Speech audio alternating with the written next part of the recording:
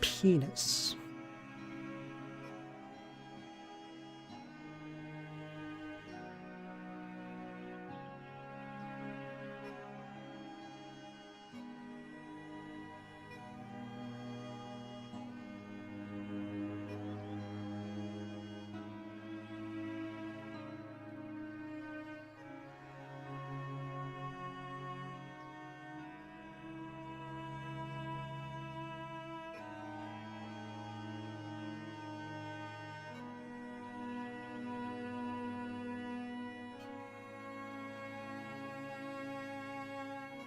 Something COEL.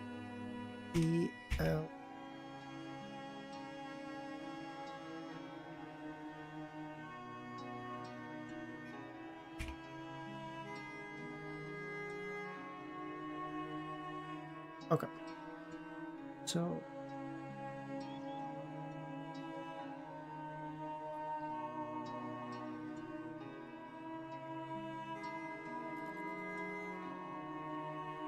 Bullseye, how's it going, man? How you doing?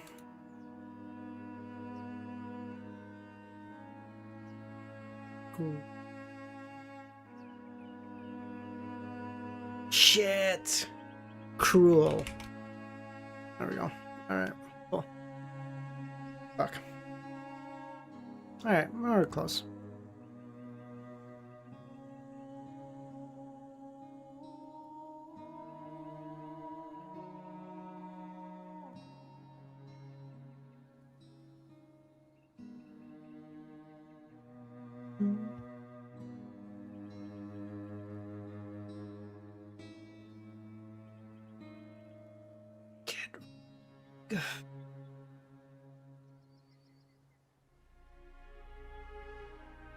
On Zoom Discord? Oh, Onk. Oops, can't figure it out, can you?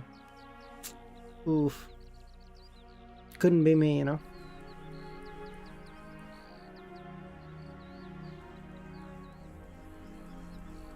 Sham? Pretend? Mock? Dummy? I'm on a new PC. New PC? Hey, good shit, Kami. You know, I wonder how much customization we can do in the other TM game? True. You re-customize and you become a demon as. Kami, are you on the Discord web application, or are you on, or did you download it?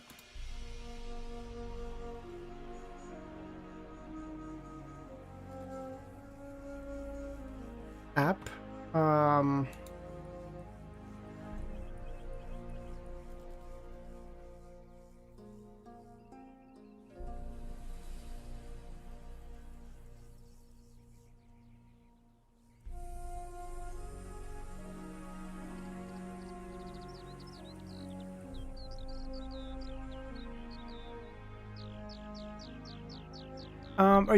Is it like, this? Like, is it under appearance, under, like, chat font scaling and zoom level?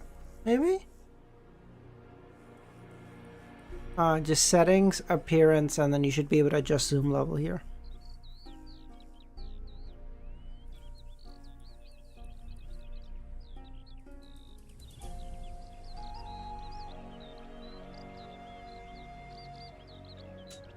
Rib. Platter. Rib. Bucket. I'm ready to risk my zoom in but not out, because I see there's a good sale of games. Oh yeah, I should check that out too.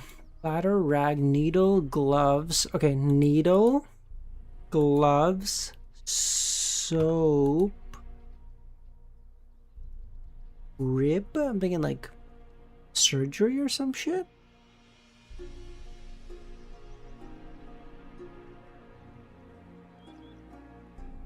Tire, motor.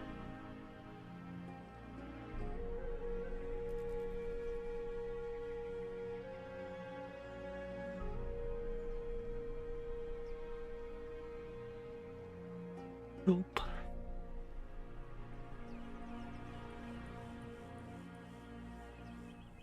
Fucking, what do you mean one away?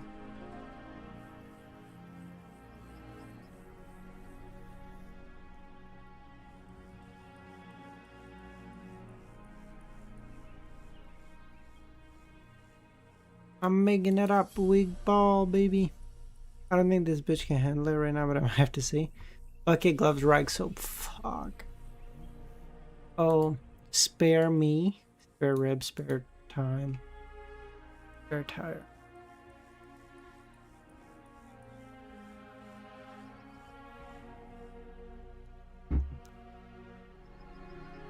Increases your ratings 2.7 times faster.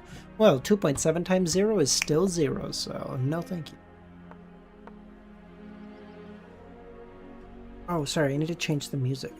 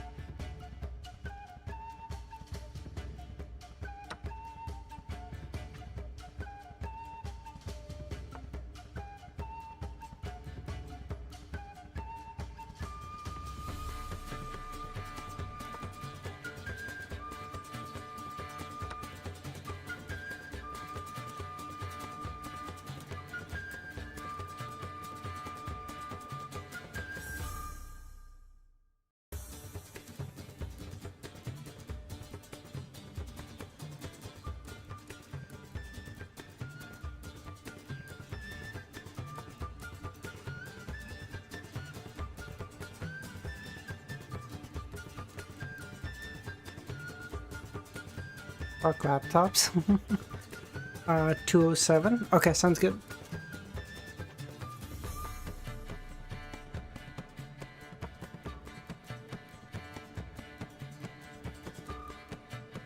Actually, kind of a useless thread if you think about it.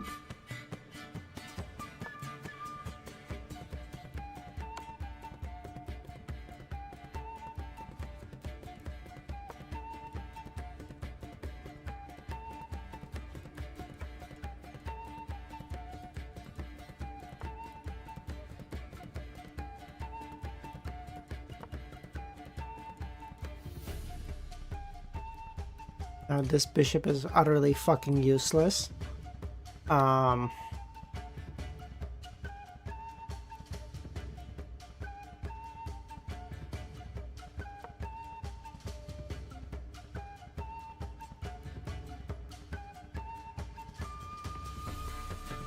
if he goes back here, he's such a dickhead.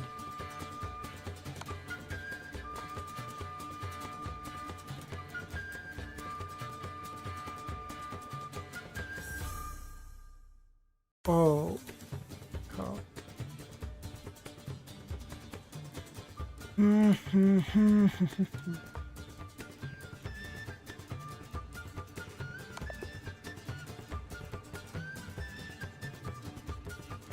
This was such a bad game.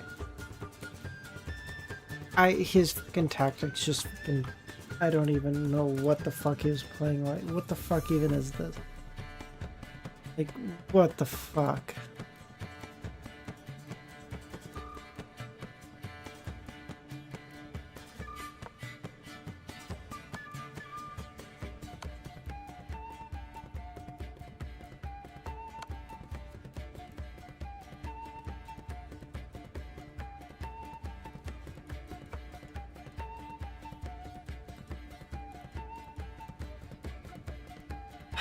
let's just start, shall we?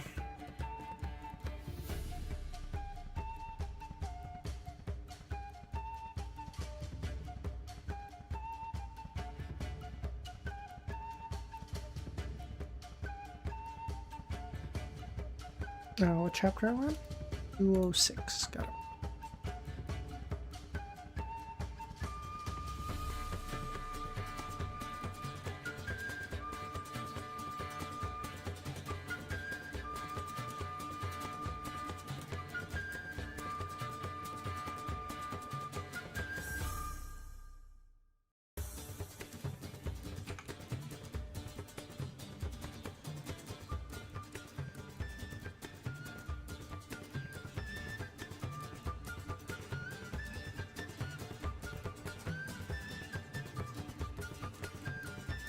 Fuck laptops? I mean, if that's what you're into, I mean, just be safe.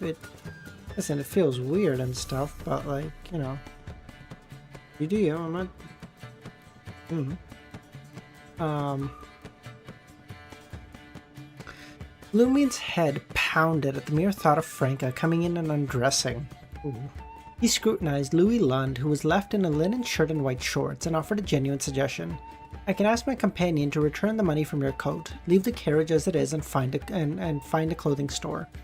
Tell them you encountered Twisted Robber. I'm sure everyone in Trier will understand.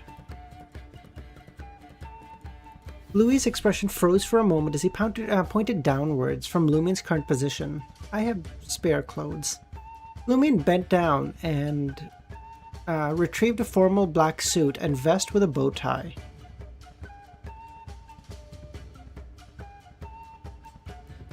Sorry, give me 1 second.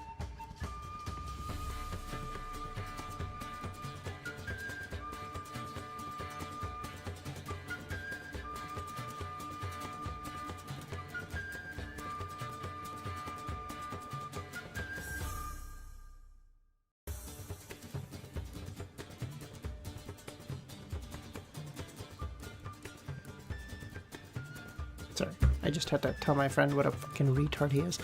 Sorry. Yeah, I said the R word. Fuck you. I mean, I know Kami doesn't, but... It seemed to be Louis' usual attire as a butler.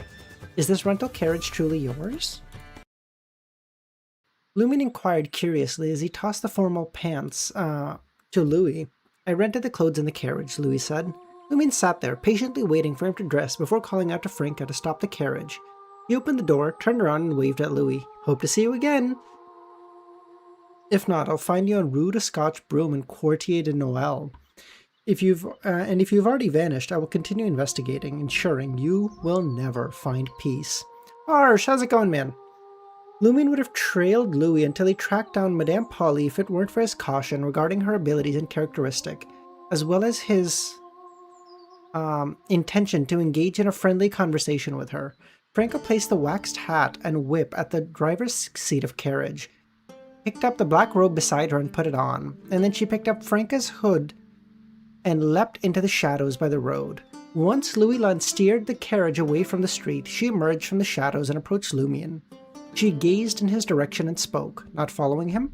No need, for now. We are not enemies, Lumion said. Franca followed as they headed towards La Marche de Quartier de Gentlemen. Aren't you concerned that Madame Polly may refuse to see you and disappear? Lumion and Louis didn't purposely lower their voices during the exchange. An assassin possessed sharp ears and eyes, so she had caught most of the conversation. While she couldn't fully grasp the Cordu-related details due to lack of prior knowledge, she gleaned plenty. For instance, Lumion sat in an audience with Madame Polly, who was a Sequence 5. Lumion took 2 deep breaths to calm his lingering, trembling emotions. I simply believe it's more likely to meet Madame Polly if I display my friendliness rather than through tailing. She knows full well whom I seek revenge against. Her own castle was damaged by the Padre and she was driven out. I refuse to believe she bears no grudge. Well, I did kill 2 leaders of the Poison Spur mob and tamper with Roger's coffee, but they don't know Lumion was behind it. There's no conflict between hating CL and meeting Lumion, right? Franca couldn't help but chuckle. Yeah, I suppose. What does their vendetta against CL have to do with you, Lumion? She muttered to herself. What's Polly's connection to the Poison Spur mob? Which evil deity does the Banshee pathway belong to? Are Roger, Harmon, and Candlestick Castina associated with this pathway too? She speculated based on her understanding of the Poison Spur mob. The mastermind behind the Poison Spur mob is Madame Moon, but it seems she has recently made further progress. She and Madame Knight, whom Polly represents, are a part of a secret organization called Night Stalkers. They worship the Great Mother. I don't know the precise name, nor do I dare utter it. The concealed entity known as Inevitability would corrupt people merely by knowing it. The Great Mother, even more sinister and fearsome than Inevitable, had her followers locked up in a prolonged conflict against the Blessed of Inevitability. So she was certainly capable of doing the same. Lumion suspected that if he were to learn the Great Mother's complete and honorific name, there was a high chance he would become pregnant on the spot. Empreg?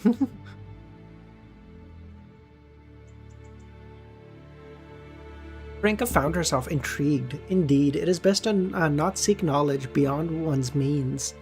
He was once a member of our research society who enjoyed delving into secrets and acquiring all kinds of knowledge.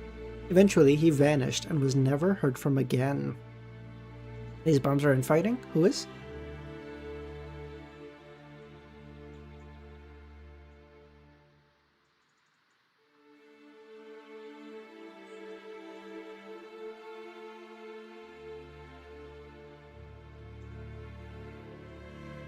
Franca pragmatically shifted the topic to Roger and the others, along with their respective abilities. Lumion provided detailed explanations. After all, he still had to rely on Madame Hidden Blade to combat the Poison Spur mob. When Lumion speculated that one of the abilities of a sower was to impregnate others, Franca felt a moment of envy and exclaimed, "If Gardner were to become pregnant, it would be interesting." "Madame, your thoughts are perilous. I truly worry that you may embrace the mantra of life is short, why not give it a try?" and end up choosing to believe in that Great Mother, praying for her to bestow upon you the power of a sower. Lumion mocked. The combination of a demoness and a sower was far too wicked. Franca was taken aback. "I've already consumed a potion and become a Beyonder. I can't accept any more boons, can I?" "You don't know. That's fortunate." Lumion replied sincerely, I don't believe so." "Don't worry, I possess extensive knowledge of mysticism and can understand that every evil deity harbors malicious intent," Franca sighed. She glanced over at Lamarche the courtier gentleman and remarked, "When I was waiting for Louis earlier, I witnessed an unlucky fellow." "Unlucky fellow? Was he slender in his 50s with blonde hair and blue eyes?" How'd you know?"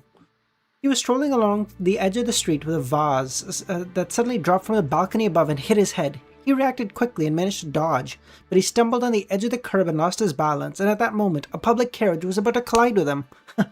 "He is no ordinary person. Despite the circumstances, he evaded it remarkably nimbly. And guess what? He collided with a gas street lamp, causing his nose to bleed." Dude, imagine fucking pulling in 2 generational fucking performances and still walking away with a bloody nose. Oh god. Do you know the reflexes you must have a fucking vase drop from on top of you and fucking dodge that bitch? Goddamn. After recounting the humorous scene she had witnessed, Franca turned to look at Lumion, awaiting his response. That individual should be Monsieur Ive, the landlord of Auberge de Côte d'Or. He's in cahoots with a pervert known as Hedzi who attacked Jenna. I believe he's a Beyonder. I had previously informed the EBS Church of the anomaly through intermediaries, but they didn't find anything. Recently, I acquired a bad luck charm and seized the opportunity to use it on him. I intended for him to experience frequent misfortune, and thereby expose his abnormality.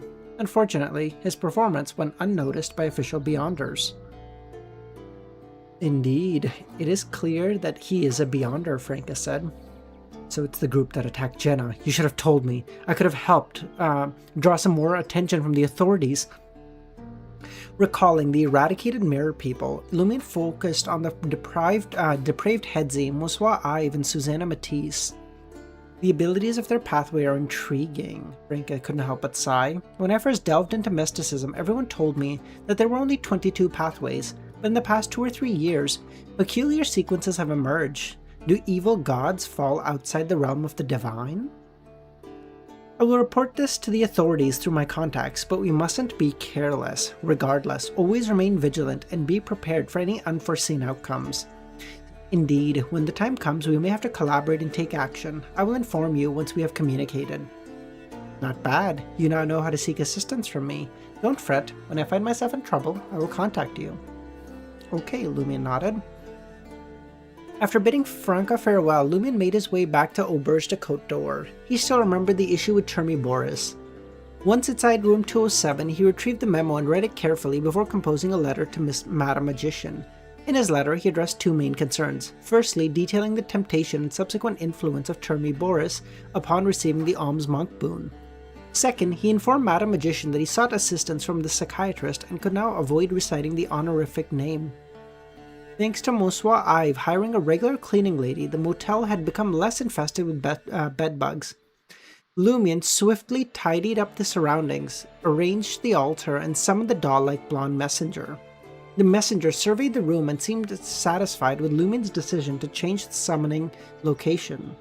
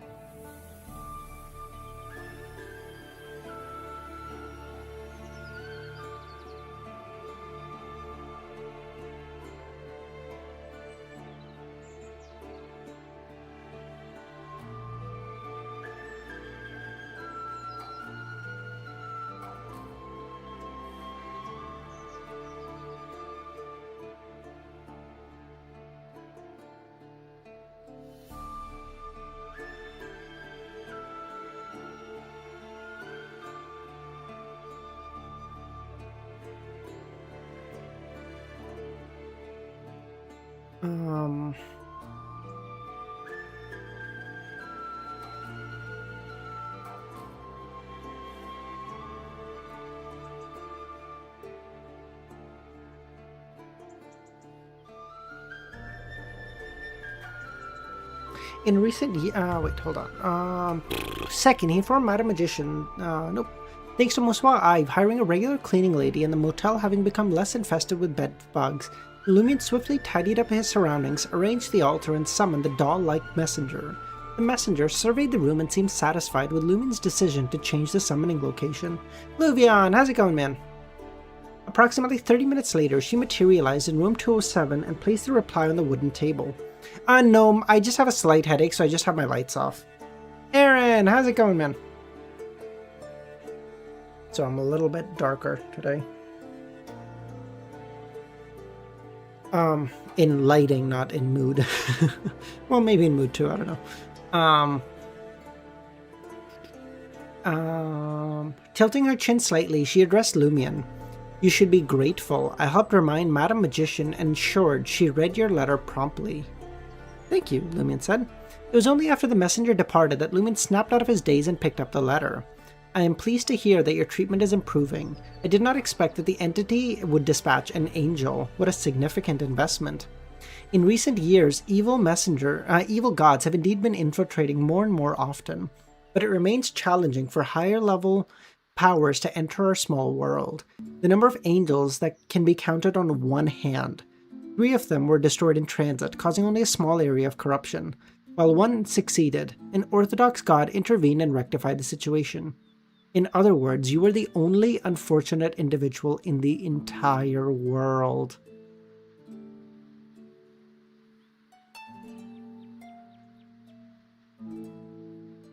Well, you have something better than an orthodox god watching out for you, little homie, so you should be okay.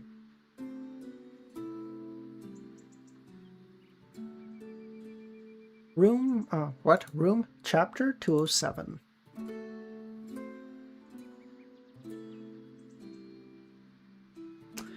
Organization.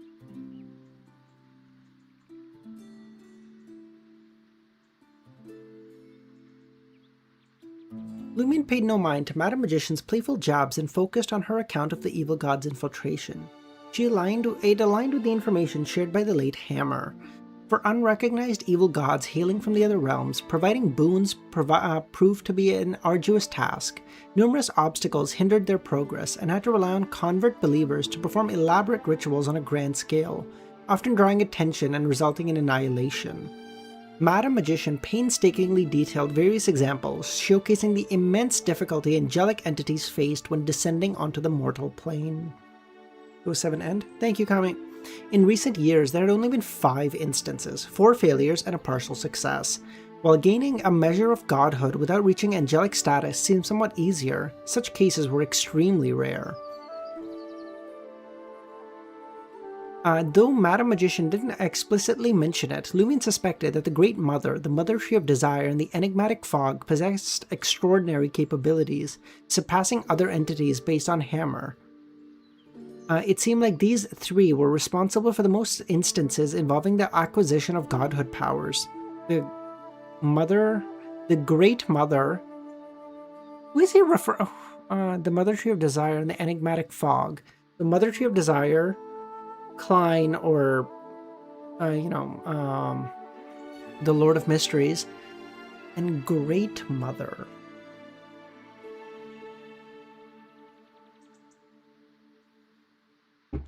It seemed, no. Does Madam Magician remain unaware, or does she deem it unnecessary for me to know? Lumion pondered momentarily and inclined to believe the latter. He then continued reading. Uncertain mist or inextinguishable ravings?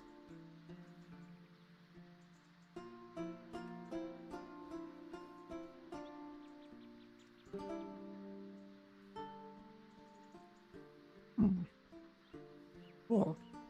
This actually bodes quite well. Dealing with an angel who serves a hidden entity is much simpler than confronting angelic powers derived from said hidden entity. The associated risks are significantly lowered. Once you ascend to the rank of an angel and extract powers of an equal magnitude from that fellow with the long name, thereby rendering him exceedingly vulnerable, you can implore my lord to undo the seal and set him free. Then you can give him a thorough thrashing and either transform him into an artifact or restore him to his original characteristic.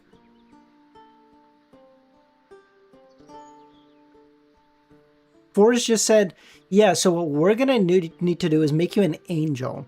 Once that's done, you can just beat up the other angel and problem solved. Thanks, genius. I was looking for something more fucking pressing that we could do right now, idiot. Naturally, this hinges upon him being a true angelic entity, not a puppet blessed with a boon. Puppets are much easier to handle. Once you can extract a certain measure of his power, he will crumble. However, the remaining power bearing the mark of the hidden entity is what poses a greater challenge. You must maintain the seal and gradually absorb it until it reaches a level manageable by an angel. Doesn't it all seem to be progressing smoothly with a high likelihood of success? But the most vexing and formidable step lies in becoming an angel.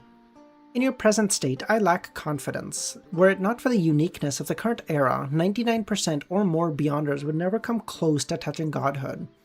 I believe your psychiatrist has already enlightened you on how to evade the negative effects of Chermi Boris.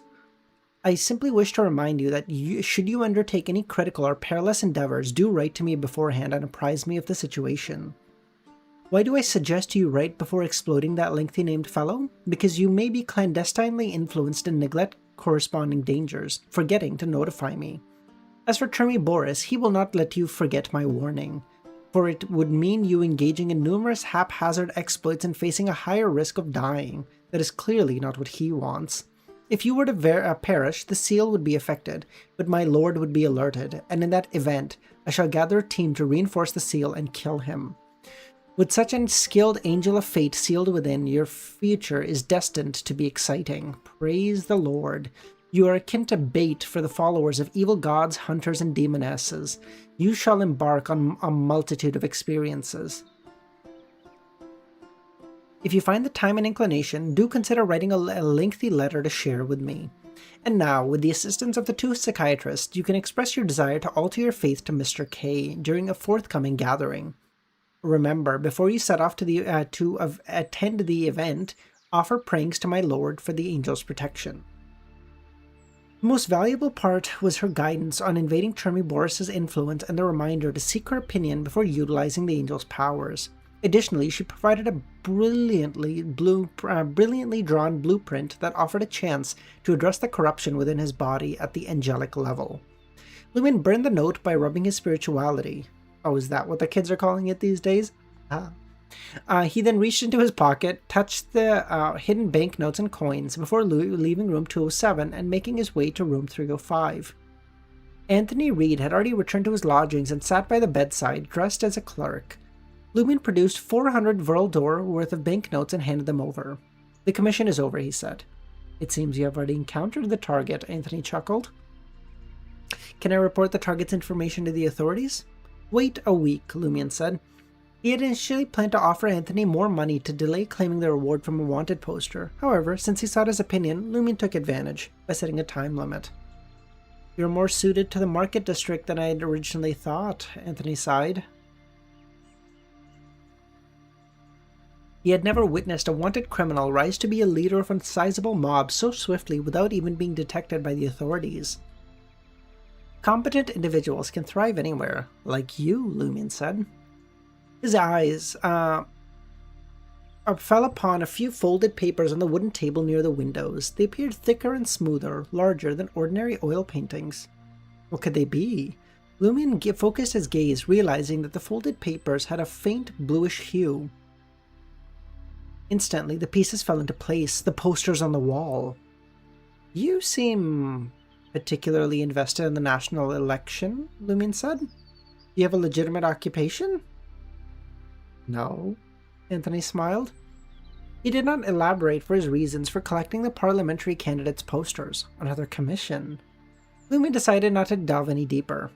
Amidst the Lumion's piercing cries, Lumion descended down the stairs, left Auberge de Côte d'Or, and returned to Salle de Barbry. Good evening, boss, the bartender greeted. Glass of absinthe, Lumion nodded. Having thought about Cordoue too often that day, he needed a dose of a psychedelic bitterness to jolt him awake. On the stage, Jenna performed with exaggerated flair, belting out flashy songs, leaning against the bar counter. Lumion let his gaze wander as he absorbed every note. We see Charlie. Yep. Once he regained composure, he organized the recent events he had to attend. First was Mr. K's mission. Second, the looming threat of the Poison Spur mob. Second, Susanna Matisse. Fourth, the upcoming meeting with Madame Polly. Regarding the election, Lumion didn't pay much mind.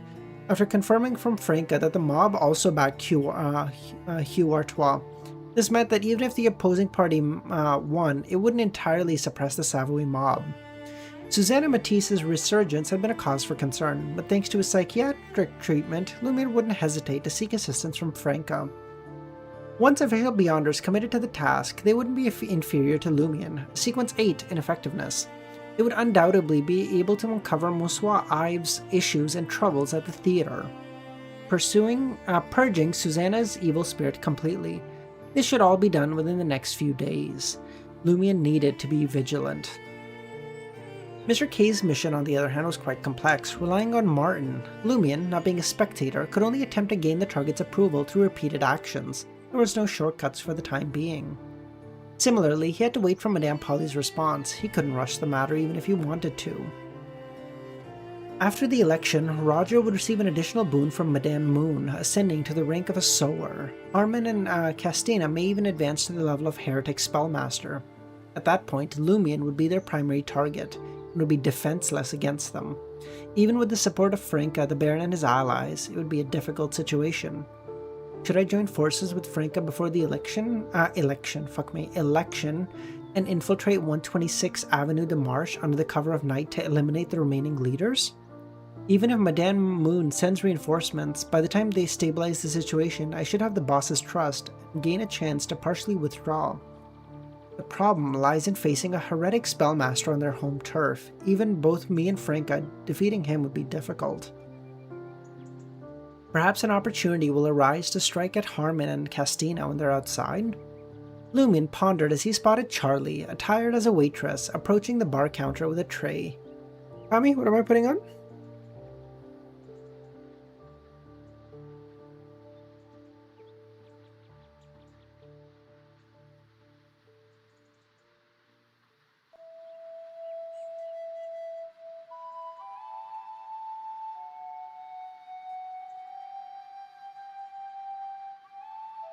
Nodding in greeting, Lumion instinctively honed in on Charlie's luck. In an instant, his grasp on the absinthe glass tightened and his pupils dilated.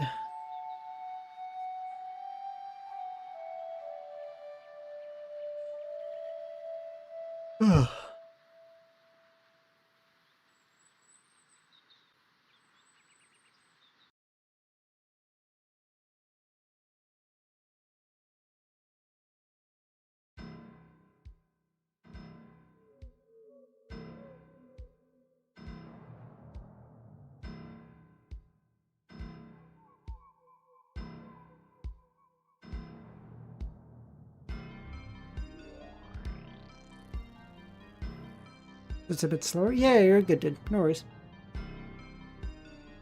In an instant, his grip on his glass tightened. He saw Charlie's luck stained with blood, a swirling blend of crimson and ebony that sent a shiver down his spine.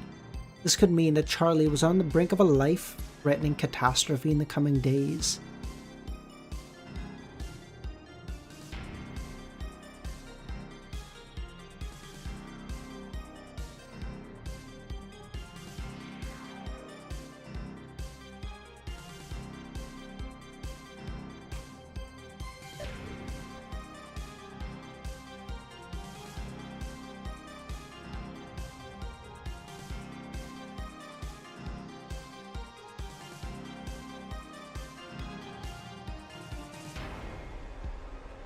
Could Susanna's attack be imminent? Lumion pondered the question, considering that Charlie had no known enemies and had recently started working as a waiter. Does he have headsets? Let me know if the music is okay, guys. I think it should be, but let me know. As Charlie carefully placed the tray down and waited, he grew uneasy under Lumion's gaze. Recalling the other's prophetic ability, Lumion leaned in and whispered, "Did you see something? I foresee a romantic encounter in your future. You will form a relationship that goes beyond friendship with a beautiful woman." "Is that true?" Charlie asked. "The woman's name is Susanna Matisse," Lumion chuckled. Suppressing his words, he said, "You're quite gullible, aren't you? How can you believe that?" I knew it. Charlie looked rather disappointed. The presence of the idiot instrument had already revealed to him Ciel's knack for deception. Lumion smiled and faded as he watched Charlie make his way to the edge of the dance floor, carrying a tray. Am I simply unlucky, or is my fate predestined? Lumion thought. The official Beyonders will keep a close watch on COI I'm in the theater. They'll arrest all the cultists who believe in the Mother Tree of Desire and locate the evil spirit, Susanna, to purge her. And yet here I am, facing the possibility of Susanna launching an attack on me today. God damn it, Termy Boris, this bastard, he must be behind this. Based on my observation of luck, the problem will likely arise late tonight or even after midnight tomorrow. I can't solely rely on Susanna coming to Charlie and me the day after tomorrow. I must prepare for the worst case scenario. Gradually, regaining a composure, Lumion, influenced by Franca and Jenna's vulgarities, forced himself to calm down and devised a plan. First, he would discreetly alert Charlie, assuming a hidden entity, and instruct him to seek refuge in the nearest EBS cathedral for the coming days. Next, Lumion would go to Rue de Bleu Blanche and enlist Franca's aid. With Franca and Mr. K's finger acting as protectors, Lumion believed he stood a strong chance of surviving Susanna's initial onslaught.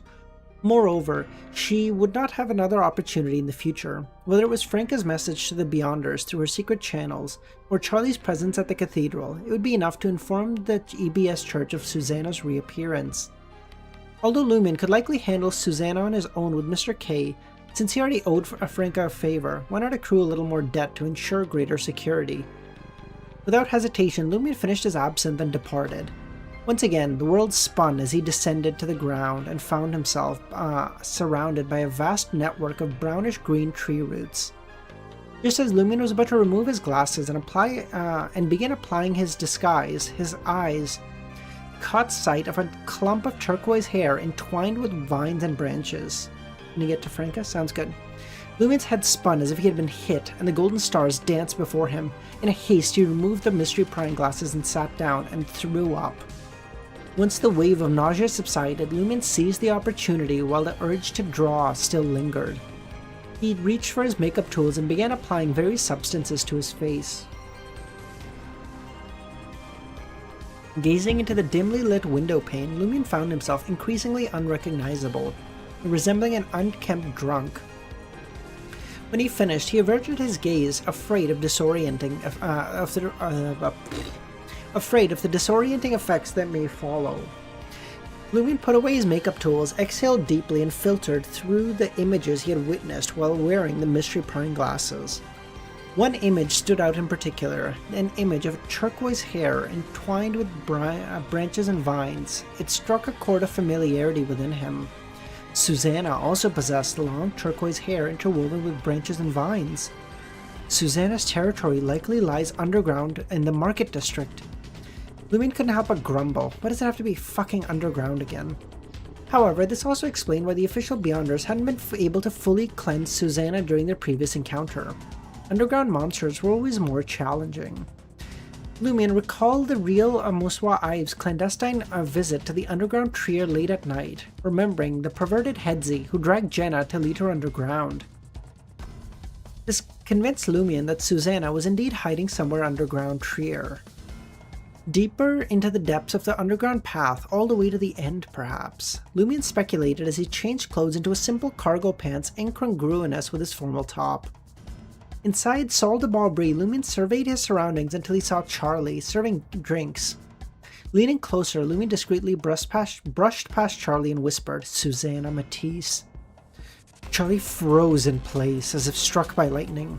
Only then did Lumion continue. "I have received information that Susanna will re-emerge in the coming days. If you wish to avoid a grim fate, seek refuge in a cathedral tonight and stay there for the next 3 days. Charlie's initial reaction was one of horror. His second was to search for CL and anxiously inquire whether he should be fired for taking 3 days off. A lump formed in Charlie's throat as he searched in vain for CL and asked, "Really?" Lumion chose not to believe it. Lumion managed to restrain himself from his initial reaction to prevent Charlie from making any connection, and said, "If you go to the cathedral tonight, someone will confirm the truth for you." "Who are you?" Charlie thought. "And why did you come to warn me?" "Just someone who wishes you well." Without further explanation, he walked past Charlie, squeezing his way onto the dance floor and swiftly disappearing. Charlie felt as though he'd been plunged into water, shivering. During moments like these, memories of Susanna's beauty and tenderness and passion would flash through his dreams. But every time, these memories would be overshadowed by grotesque images of tree-like warts, blooming flowers, and slimy substances. I should make my way to Église Saint Robert. Charlie took a few steps towards the exit, then stopped, recalling that it was late at night, and Avenue de Marche would have very few pedestrians at this hour. Such an environment posed great threat.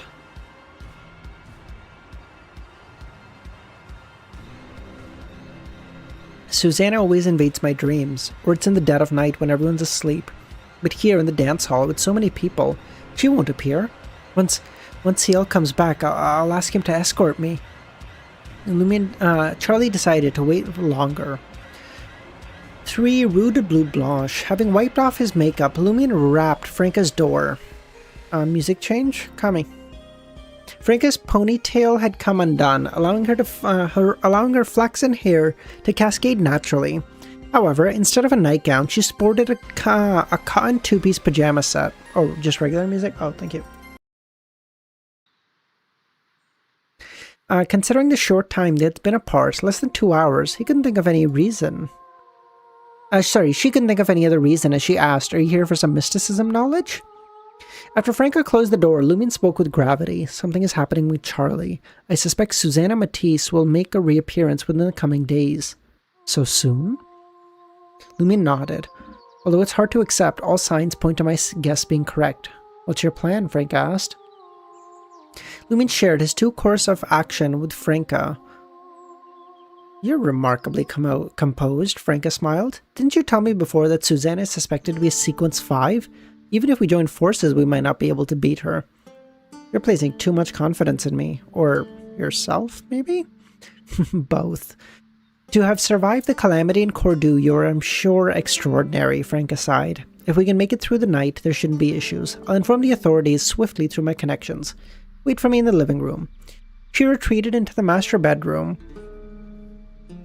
and busied herself. Lumion settled on the sofa and his gaze directed at the cuckoo clock beside him.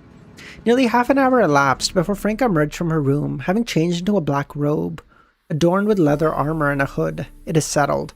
They'll launch the operation tomorrow, likely." "Aren't you concerned that Charlie would encounter trouble on his way to Église Saint Robert?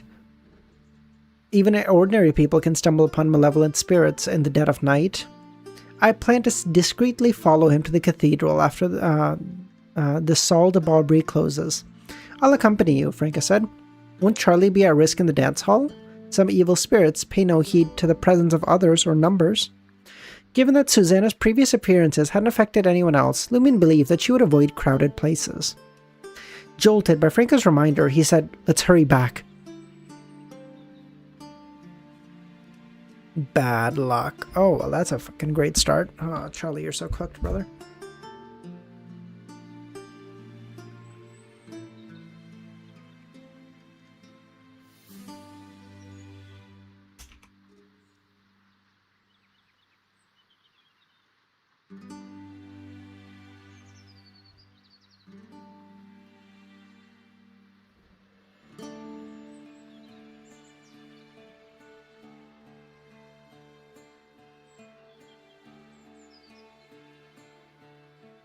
Music change in previous message. Yeah, I got that. Just to the walls closing in again, Kami?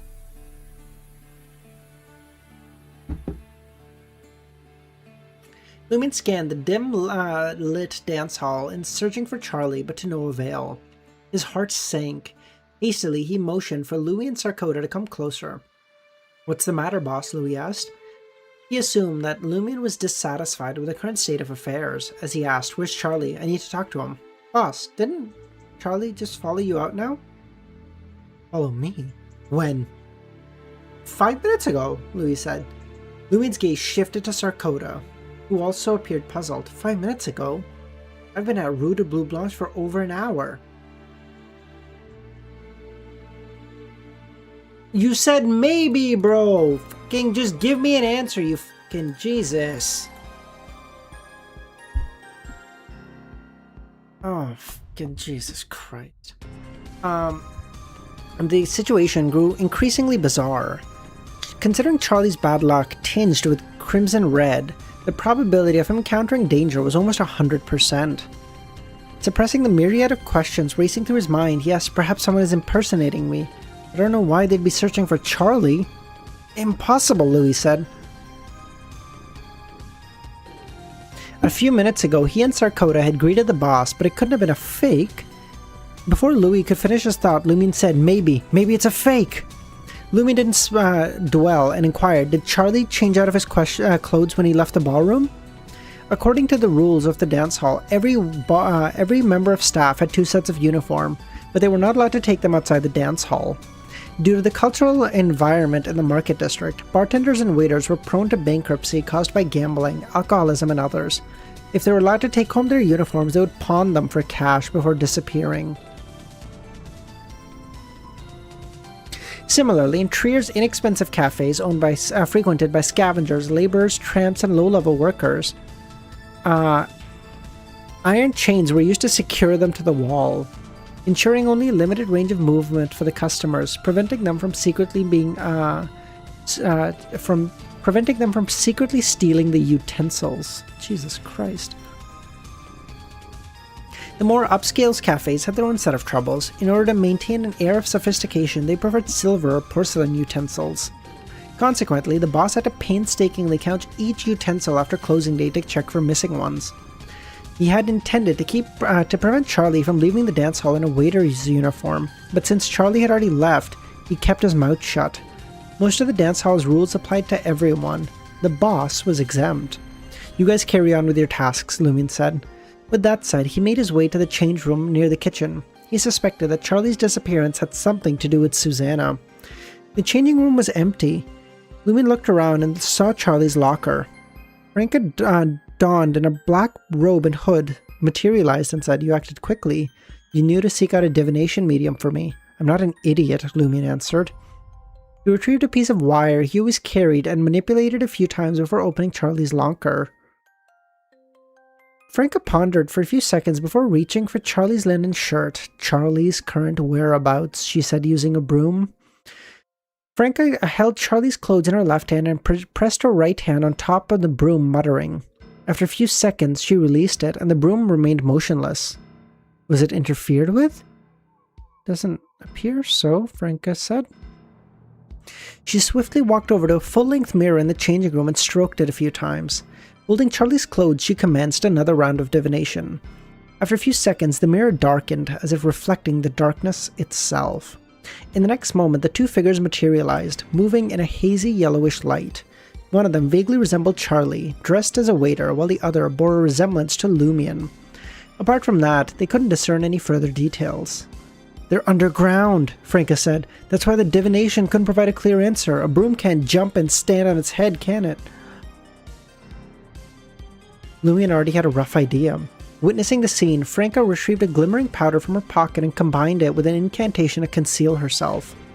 On Avenue de Marche, bathed in the eerie glow of the moon and gas lamps, Lumion hesitated and hastened his pace. His destination was the entrance to underground located in the middle of Avenue de Marche. But suddenly Lumion stopped. He observed that the grills in the drainage ditch had been displaced, and there were disheveled footprints along the roadside. Near the height of an average person, there were signs of impact. Franca revealed, once more, it seems like he slipped and stumbled here while trying to maintain his balance along the gutter, colliding with a street lamp. There should have been blood, but it was cleaned up. Strikingly similar to the unlucky incident I saw earlier today. At that moment, she realized something. Could that unlucky imposter be the one who took Charlie? If he can masquerade as COI I'm, it follows that he can also assume my identity. That would be quite remarkable. In that instant, all the pieces of the puzzle fell into place. Susanna was on the verge of recovering, yet remained concerned about the official Beyonder's continued surveillance of Charlie, and thus enlisted the fake COI I'm to pose as CL and escort Charlie underground, making it appear like an ordinary occurrence. Once they reach underground, it would prove challenging for the official Beyonders to locate. Evading the official Beyonders during the initial investigation would be quite impressive, Franca said. Foregoing her invisibility, she trailed Lumion to the entrance of the underground trier. As the yellowish-bluish light from the carbide lamp illuminated, Lumion saw two sets of footprints. One was familiar. It belonged to Charlie. Examining the footprints, it was evident that Charlie was apprehensive about going underground in the dead of night. He treaded carefully, yet placed his trust in CL. For the time being, there was no signs of him being restrained. Fucking idiot, Lumion cursed. It was understandable that he couldn't discern the deception. After all, one was a Beyonder while the other was a normal person. Nevertheless, they had walked together for quite a while. He didn't sense anything? Is it truly so easy to impersonate me? Thankfully, we have these footprints, Franca sighed. The simplified dowsing rod divination proved challenging to use underground. While it may point in the right direction, there may not be a viable path to follow. It often necessitated lengthy detours, taking the risk of losing their way. The witch had not brought any tools to illuminate their path, and it was unclear whether she was confident in her ability to remain with Lumion, or if she simply disregarded the hindrance of darkness on her vision. Lumion held a carbide lamp and descended down the stairs, ascended the stairs and reaching the level where the street names and square names were located. He moved swiftly, choosing a location before Franca could discern the footsteps. Soon enough, they saw Charlie and the imposter's footprints again. It seems you know where they're headed? Franca asked, feeling a bit perplexed. After that pervert knocked Jen out, he followed the same path, Lumion said. This was a familiar path to those individuals, a route that invoked a sense of security. Moreover, it was likely that the imposter that was leading Charlie to Susanna might very well be waiting.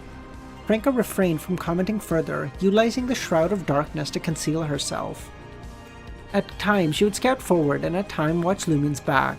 After a few minutes, they both stopped. The area displayed signs of partial collapse. Debris littered the vicinity and the trails meandered in disarray. Eventually, this led to a small cavity obstructed by rubble. The target encountered a minor cave-in and became trapped, Franca thought.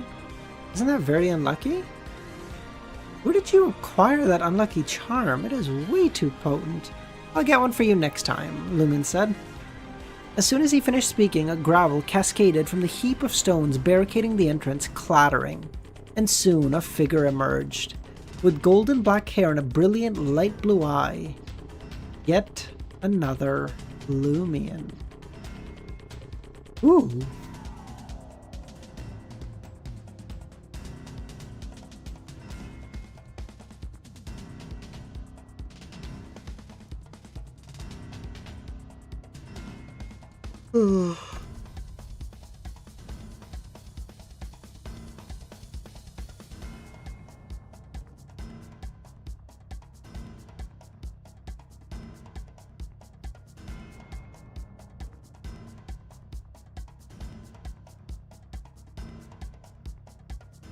Upon glimpsing the two figures lurking in the shadows, the imposter Ive was taken back.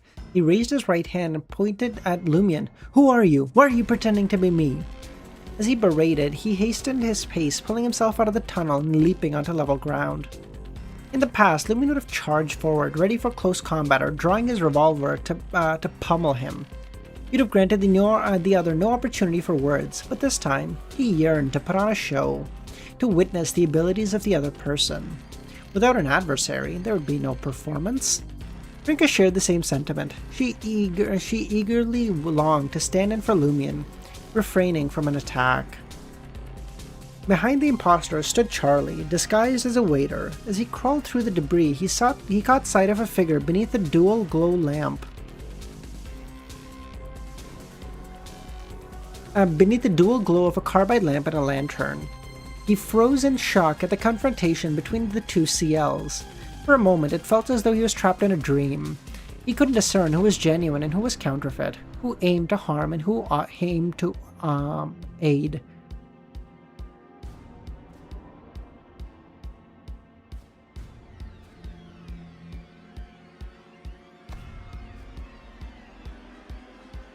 "3 a.m. It's over." "It's never over," Sid. "Shut up." "How's it going?"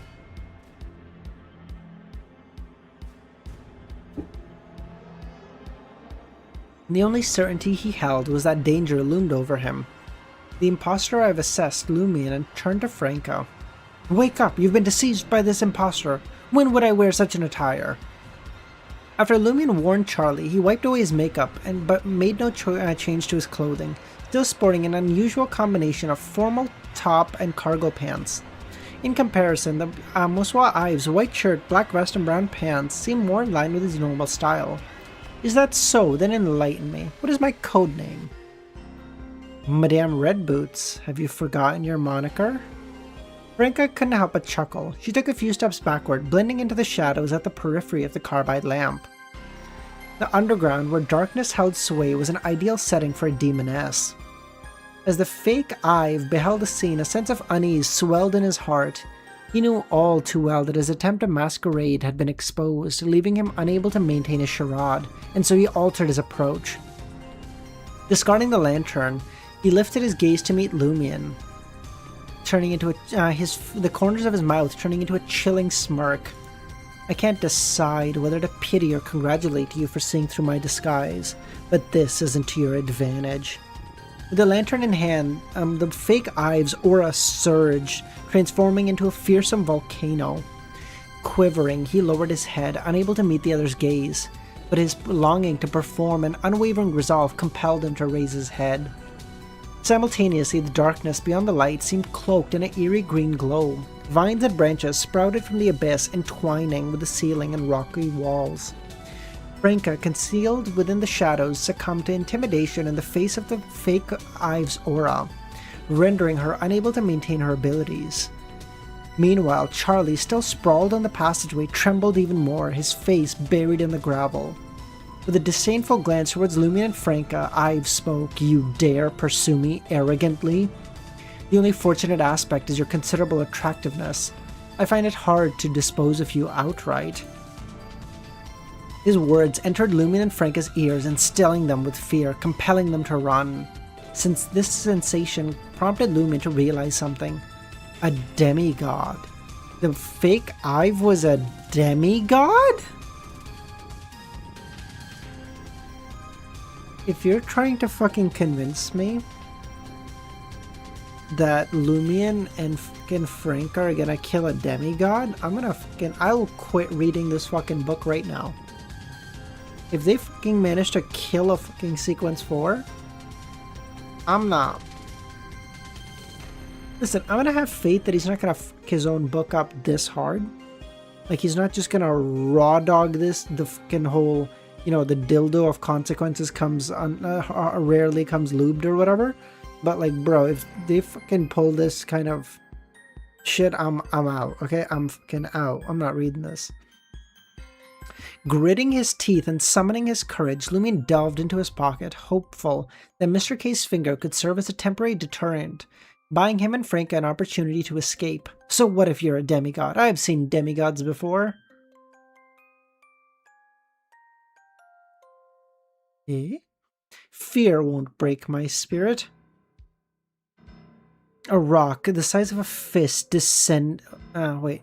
Now, just as Lumien's right palm was poised to make contact with Mr. K's finger and Franca was on the verge of fleeing, unable to contain herself, a noise surrounded from above. A rock the size of a fist descended, mirroring the former descent of its brethren, hurtling towards the fake Ive, who had been arrogantly observing Lumien and Franca. Caught off guard, the imposter only managed to lower his head, barely evading. The gravel struck at his left shoulder, fracturing bone and causing his flesh to sink. He emitted a brief cry. Who wins, demigod versus ordinary rock? Fucking ordinary rock, apparently. This unexpected turn of events dispersed the menacing aura and godlike presence, leaving behind a scant few turquoise vines and brownish green branches as testament to the recent occurrence. Snapping out of his shock, Lumien, driven by his desire to perform and provoke, discarded the lamp and clutched his stomach, laughing. A fake? Is everything about you nothing but a fake? Don't tell me that thing of yours is a mere piece of wood. The fake Ive, who had just recovered from the pain, was overcome with emotion, his eyes tinged with otherworldly green. Unbeknownst to him, Franca had already sprinkled herself with fluorescent powder, vanishing into thin air. In the blink of an eye, Lumien found himself consumed by the intense yearning for the pleasure of the opposite sex. If Franca hadn't rendered herself invisible, he would have been utterly powerless against the impulse. But he was entirely bereft of reason. It was just that his actions had become burdensome, both physically and mentally. Struggling, Lumien extracted the revolver from its holster, endeavoring to take aim. Dude, I'm like, yeah, I was like about to lose my shit. I was like, there's no fucking chance. And then for a moment when the rock fell, I thought it was gonna be like, oh, fucking the cave collapsed again, and the cave collapse like stopped them, so they were able to get away. And I was like, bro, if you're gonna fucking try to convince me that some fucking rocks fell and a demigod was like, oh, it took me 20 minutes to claw my way out, I'm fucking out. Okay, I'm not fucking, I can't read this. Struggling, Lumien in his current state, he inexplicably found the other visage profoundly alluring. Bang! Lumien squeezed the trigger, but his shot missed.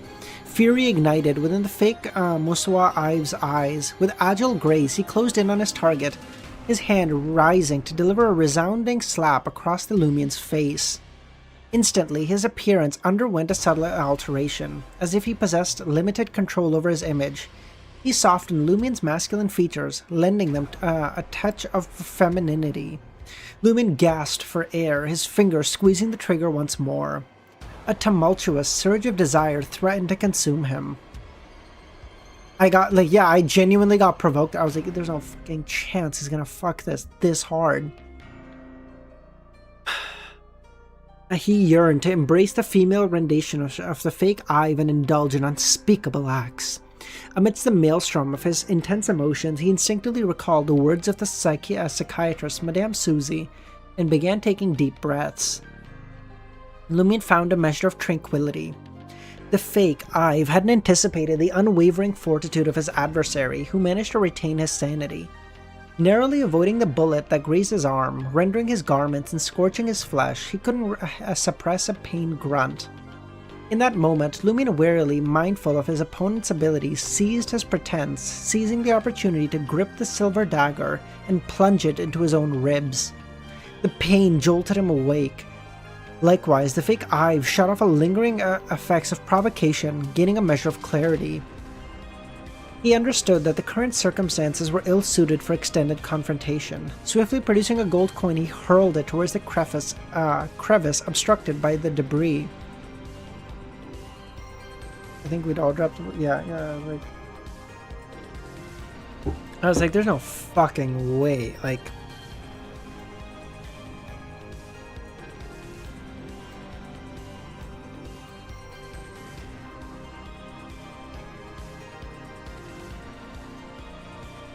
Lumien, overcome by the uncontrollable avarice, lunged towards the gleaming coin with the ritual dagger, eager to claim it. Seizing the opportunity, Ives sprinted deeper into the underground, displaying his swiftness. Suddenly, his feet skidded and a slick whoosh echoed through the air. Unbeknownst to him, the path had been encased in a layer of frost. Struggling to regain his footing, the fake Ive endeavored to restore his balance. In that very moment, a towering figure clad in a black robe and hood materialized behind. With a swift motion, Franca extended her right hand, revealing a hidden blade enveloped in black flame, aiming to plunge it into Ive's back. Despite the fake Ive's best efforts to evade and rely on some kind of performance to toughen his skin, the blade managed to pierce his body. His eyes widened as his body twisted. Having successfully executed her attack, Franca intended to take a step back and utilize the shadows to create distance before triggering the detonation of the black flames coursing through the other target's body. But her limbs grew weak and she bent over. She clenched her legs together, a watery light flickering in her eyes. Having anticipated the deep connection between the fake Ive she was tailing and the deviant Hedzi, Franca was prepared for this. Without hesitation, she reached into her pocket, aiming to retrieve the smelling salt she had acquired. Bang! Lumion secured the gold coin, discharged 3 shots at the severely wounded Ive. Desperately attempting to evade, Ive's precarious footing on the icy surface undermined his ability to maintain a balance. Eventually, he plummeted to the ground with a thud. With a glance to catch her breath, Franca inhaled the scent of the salts, the invigorating aroma jolting her awake. Flames cascaded from the fake Ive's body, devouring his soul and eliciting her cry. The final bullet, Lumion aimed once more and pulled the trigger. The final bullet erupted, instantly puncturing the fake Ive's forehead. With a deafening bang, his head split open, spewing forth crimson and white. Franca bent over once again, and Lumion hurriedly made his way to her side, circling the frost-covered area. So what was he, a sequence 7? Oh, he was a 6, right? Franca raised her gaze and her eyes moist as if she softly gasped. You're not reaching 2... Bro, if I reach 214, I'd be very happy. Are you out of your fucking mind? Suddenly, she embraced Lumion, but her nostrils detected the presence of a metal canister with an open lid pressed against her nose.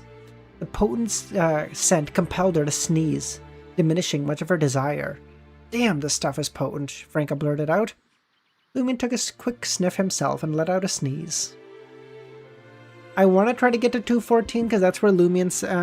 fuck me, dude. This is what I mean. That's where Luvion said is a good place to end.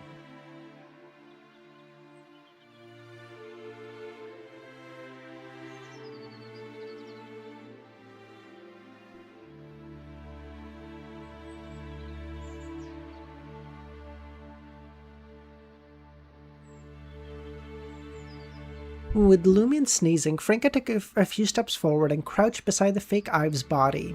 With a delicate grip, she extinguished the flickering black flames that clung to it. Thank goodness it hasn't burned too much, or the soul would have dissipated, Franca sighed. She reached into her pocket and retrieved a handful of powder. Lumion stowed away the canister of stimulating gas and looked at Franca. Are you planning to channel a spirit? Indeed, channeling a spirit now will yield plenty of results. And which entity do you intend to evoke? None. I've merged the principles of magic mirror divination and devised a spirit summoning spell. Although it may not rival the most professional methods, it does plenty. You're clever, Lumion praised. It's called having an academic spirit. Your sister, has conducted similar research and experiments. Although I can't be bothered to overthink, not because I lack intelligence, but because the burden of endless calculations is tiresome. The key to life is to be relaxed. She looked over at Charlie, still sprawled amidst the rubble in the tunnel. Franca refrained from mentioning Gandalf, the president of the curly-haired baboon society. Is that why you've adapted so well after becoming a woman? Lumion thought. Witnessing Ciel's approach, Charlie snapped out of his daze and crawled out of the debris. What he was thinking was, Charlie had just witnessed the battle between Franca, me, and Monsieur Ive. If he seeks refuge at the EBS Cathedral, there's a good chance he won't be able to conceal it when questioned by official Beyonders using their powers. This situation is different from the last one, where official Beyonders believed everything was under control. They were prone to carelessness and blind spots. Charlie's initial elation waned as Lumians continued to scrutinize him in silence. What's the matter? Charlie asked. Lumian observed Charlie's luck still had a blend of red and black, although it had slightly improved. Remember to head to Église St. Robert later. Having already contacted Madame Polly, Lumian no longer needed to stay at La Marche de Courtier de Gentlemen or manage Salle de Brie. As long as he remained with the Savoy mob, he still had a chance to fulfill Mr. K's mission. Furthermore, Franca was now involved. With her vouching for him in the boss's good graces, Lumian could be assigned other profitable ventures even without Salle de Brie. Okay, Charlie said. Having witnessed many things, Charlie possessed an open mind. He belonged to some of the people who grew more excited as the number of individuals increased.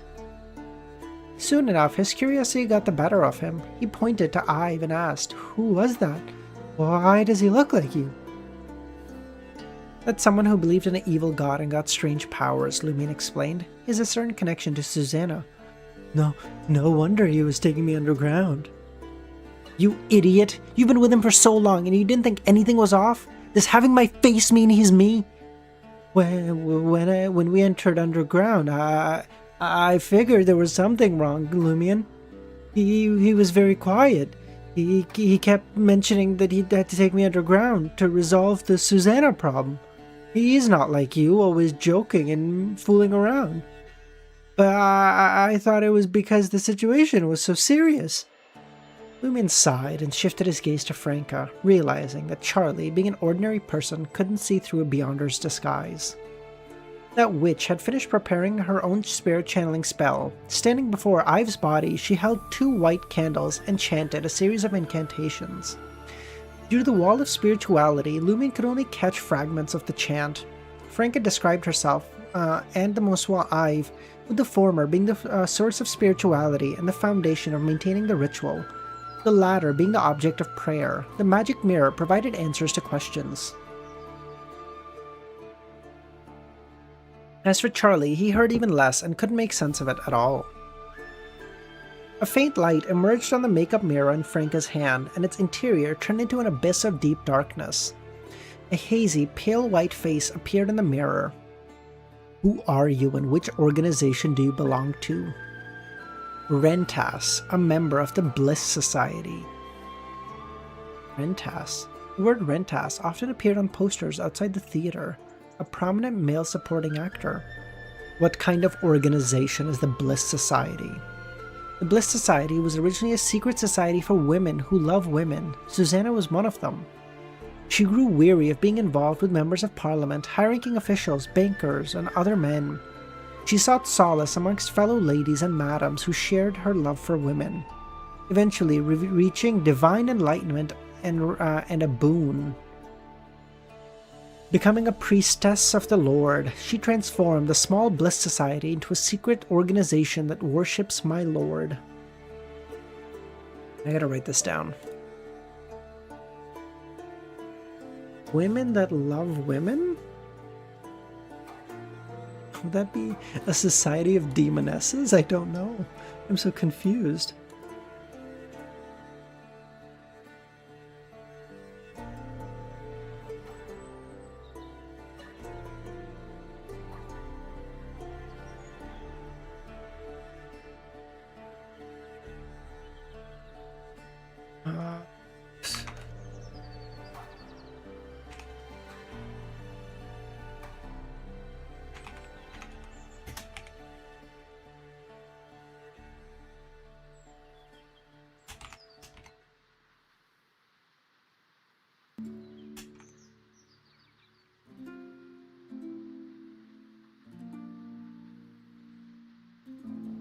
In today's societies, it is inconvenient for a woman to be openly involved in many affairs. Therefore,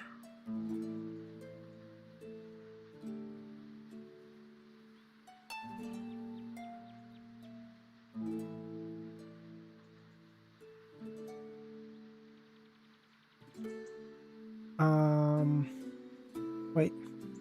It is inconvenient for a woman to be openly involved in many affairs. Therefore, the Bliss Society has admitted some male members who can also receive boons, but they lack the privilege to partake in core matters or possess knowledge of the most confidential aspects. Remarkable, Frank applauded. She knew that Rentas was referring to the evil god known as the Mother Tree of Desire.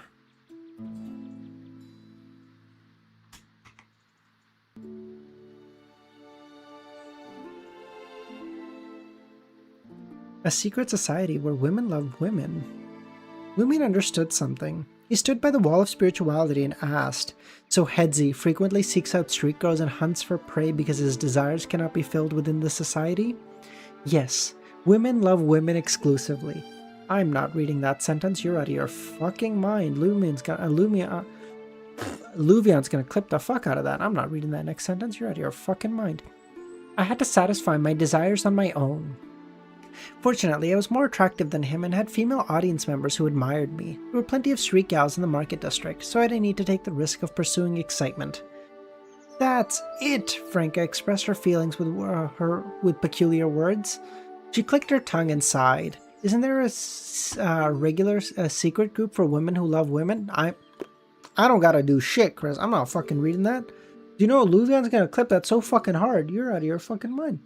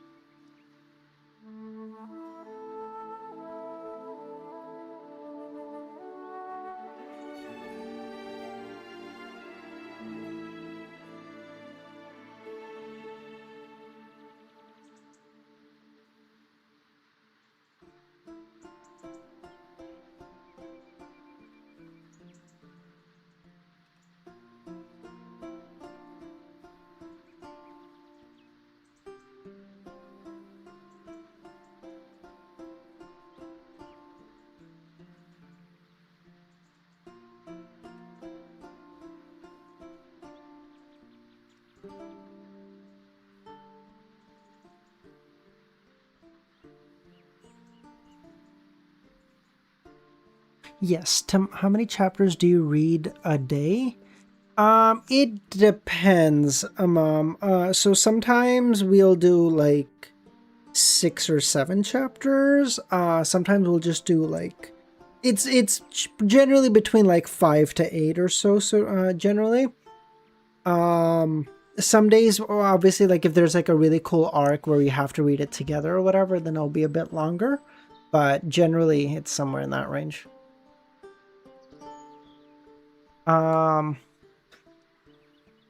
I really gotta stop being such a fucking lazy bum and put my fucking chapter titles in the titles again, or chapter numbers in the title again. I've been forgetting to do that for so long. It's actually getting cringe now. Like on the weekend, I'll just go back and do it retroactively for the previous ones and start doing it again. Yes, to my knowledge, there's a moment society in the Narcissus Society. Often organize women orgies. Jesus Christ. We have been attempting to establish a contact with them and convert them into believers of my lord. Trocardo was situated in Quartier 16 on the north bank of the Srenzo River. In the square district known as the Triumph Square, established by Roselle, it was a small town surrounded by the vast suburban forest, renowned for its exceptional wine. Fascinated, Franca listened and said, "Trocardo, Red House Cafe." Lumion couldn't help but feel more concerned about the term sex addict. It seemed to perfectly suit the twisted ways of Hedzi, likely corresponding to the sequence 8 of the Mother Tree of Desire pathway. However, he feared that time was running out for the spirit channeling, so he didn't delve into such matters. How did Susanna transform into an evil spirit, and why did you bring Charlie underground? She died while receiving a boon and transformed into an evil spirit. She told us that because her name was still on the lips of many Triarans and her portrait was used by numerous men to satisfy themselves, she didn't dissipate. She had a certain level of rationality, albeit warped. She was gravely injured by the official Beyonders the last time they encountered each other and spent time recuperating. We were worried that after she fully recovers, she would seek out Charlie and extract the attention of the authorities. So he took advantage of the election and brought Charlie down to the altar, handing him over. Charlie already moved to Lumien's side, his face turning ashen. "Where is this altar?" Franca asked, "and how much time until Susanna recovers?" The altar. The face on the makeup mirror revealed a fading, blurry face, unveiling. An underground tunnel. The tunnel stretched endlessly, branching off into multiple directions before leading to a small quarry cave engulfed by vines and branches. There, a colossal brownish-green stump emerged from the ground, consisting of thick branches. As the image of the tree stump grew clearer, Franca hastily interrupted the manifestation, fearing any disturbances. "Susanna will regain her full strength in 2 days and depart from the altar," Rentus said.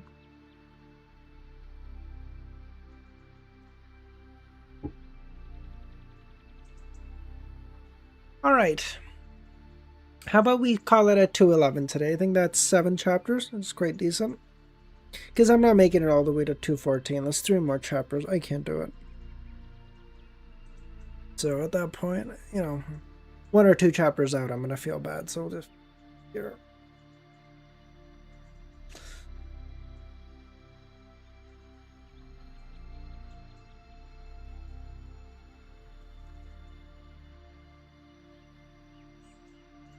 Once you guys are here, though. This game. Does LTM live up to the hype? Oh wait, Mom, have you not have you not read Lord of the Mysteries? Oh dude, I can't recommend it enough. It's so goated.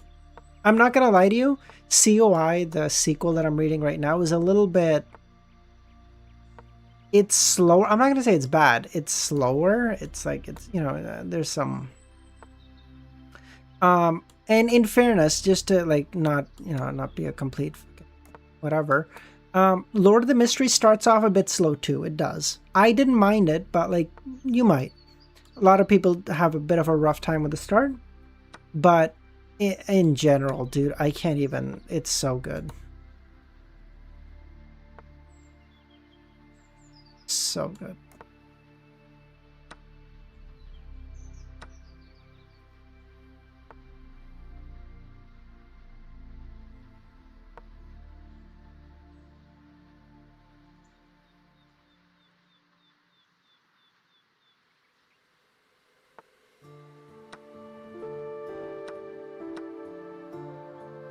Also, his chat on screen isn't updating? Really? Wait, why the fuck did it stop midway? Bro, normally it'll stop like sometime, it'll stop at the start of stream. That, like, okay, I guess that kind of makes sense. What the fuck is even this? Why is it stopping here?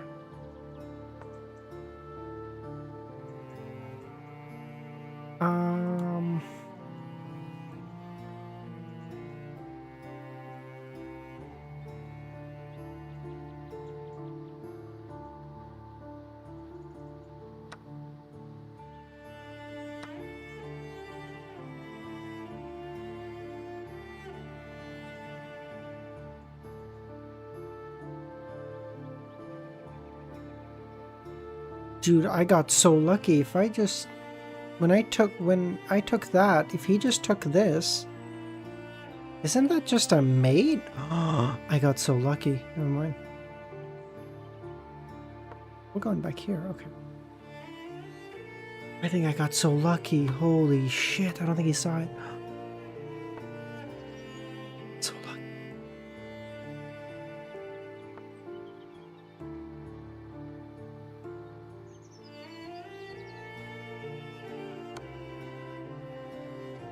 And now it works out for me. Because now I think he just has this.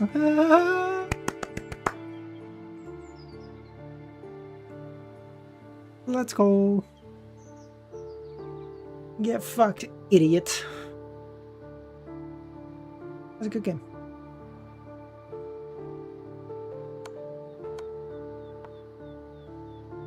Yeah, like right up here, we're perfectly even. It's a literally perfect game. And then he immediately goes to 0. Goes to 0, from 0 to maiden 2. Because it's this. Ah, that's so funny. God, poor guy.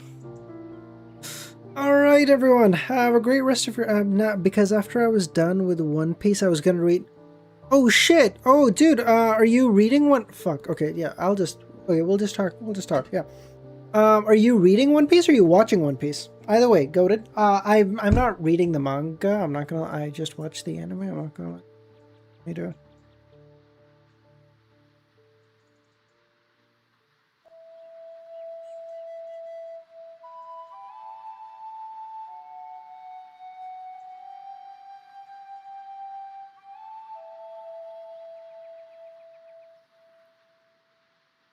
You're watching it right now. You're on 11:04. Okay, so you're almost caught up. Okay. Yeah, for sure. Lord of the Mysteries, I can't, dude, seriously, I can't recommend it enough. I, like, obviously, if you're interested, I just kind of a shameless plug here, whatever. Um, if you're interested, consider joining our Discord, link in the description. But like, it's so fucking good, dude. Again, I'll tell you out this right off the hop. The start is a little bit slow, but like, I would slay. Fuck me. I would say it's slow until like chapter 30 or so, which is like a day's worth of reading if you're reading by yourself. Because I'm reading on stream and all shit and all this bullshit. It's a lot slower, obviously. But like it's like a day or two's worth of reading and then you're into some really good shit. Okay. If you, I don't know, if I don't, some people enjoy it, I don't know, like if you want to read, I think I read all of Lord of the Mysteries from like chapter 55 or something all the way to the end. If you want to do it side by side, feel free to do it that way or however you'd like, but like I can't recommend it enough, dude. You're gonna fucking love the story. It's really long, but like literally at no point after like the first 30 or 40 chapters does it feel like it's dragging on. Like it just, the story's fucking balls to the wall the whole time. You'll love it.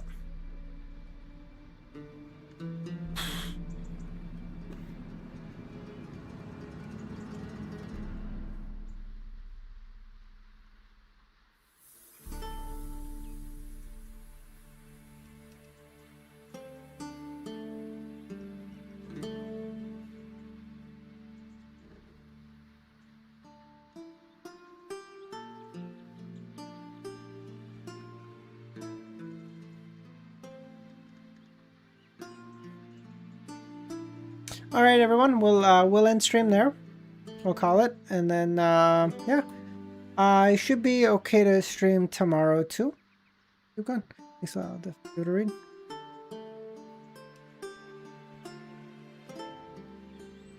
Oh God, the fact that you know those names already already scares the shit out of me. It's all good. All right, bye everyone. Those are like the worst names to know.